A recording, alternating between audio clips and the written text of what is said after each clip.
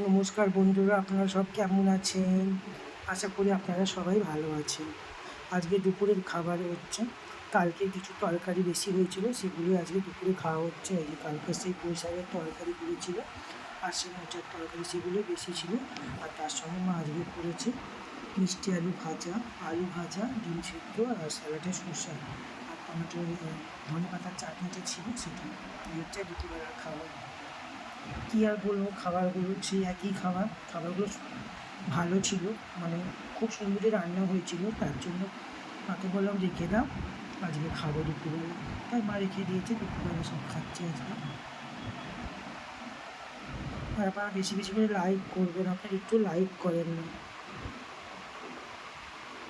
আপনারা ভালো থাকবেন, সুস্থ থাকবেন এবং সাথে থাকবেন। নমস্কার সবাইকে।